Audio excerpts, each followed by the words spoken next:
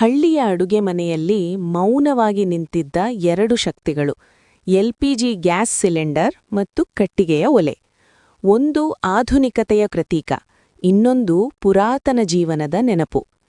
Cylinder ಗರ್ವದಿಂದ ಹೇಳಿತು, ನಾನು ಬಂದ ನಂತರ ಅಡುಗೆ ಬೇಗ ಆಗುತ್ತಿದೆ, ಹೊಗೆ ಇಲ್ಲ, ಸಮಯ ಉಳಿಯುತ್ತದೆ, ನಾನು ಹೊಸ ಯುಗದ ಸಂಕೇತ. ಅದಕ್ಕೆ ಕಟ್ಟಿಗೆಯ ಒಲೆ ಶಾಂತವಾಗಿ ಉತ್ತರಿಸಿತು, ನಿನ್ನ ವೇಗ ಸತ್ಯ, ಆದರೆ ನನ್ನ ಬೆಂಕಿಯಲ್ಲಿ ಪೀಳಿಗೆಯ ನೆನಪುಗಳು ಉರಿದಿವೆ. ಹಳ್ಳಿಯ ಅಮ್ಮಂದಿರು ನನ್ನ ಮುಂದೆ ಕುಳಿತು ತಮ್ಮ ಕುಟುಂಬಕ್ಕೆ ಪ್ರೀತಿಯಿಂದ ಊಟವನ್ನು ತಯಾರಿಸಿದ್ದಾರೆ.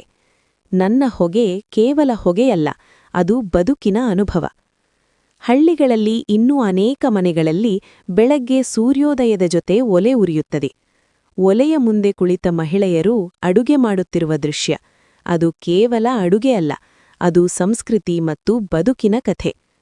ಇನ್ನೊಂದೆಡೆ ಸಿಲಿಂಡರ್ ಹೊಸ ಕಾಲದ ವೇಗವನ್ನು ತರುತ್ತದೆ. ಇದು ಜೀವನವನ್ನು ಸುಲಭಗೊಳಿಸುತ್ತದೆ, ಸಮಯ ಉಳಿಸುತ್ತದೆ.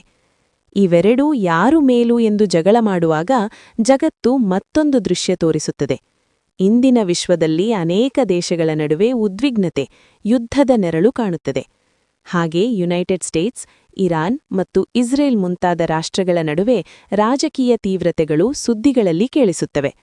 ಅದನ್ನು ನೋಡಿ ಒಲೆ ಮತ್ತು ಸಿಲಿಂಡರ್ ಒಂದು ಸತ್ಯವನ್ನು ಅರಿತುಕೊಳ್ಳುತ್ತವೆ. ಜಗಳ ಮಾಡುವುದು ಸುಲಭ, ಆದರೆ ಜನರ ಬದುಕನ್ನು ಸುಧಾರಿಸುವುದು ದೊಡ್ಡ ಕೆಲಸ. ಆ ದಿನದಿಂದ ಅವು ಜಗಳ ನಿಲ್ಲಿಸಿವೆ. ಒಲೆ ತನ್ನ ಸಂಸ್ಕೃತಿಯ ಬೆಂಕಿಯನ್ನು ಉಳಿಸಿಕೊಂಡಿತು, ಸಿಲಿಂಡರ್ ತನ್ನ ಆಧುನಿಕ ಸಹಾಯವನ್ನು ಮುಂದುವರಿಸಿತು.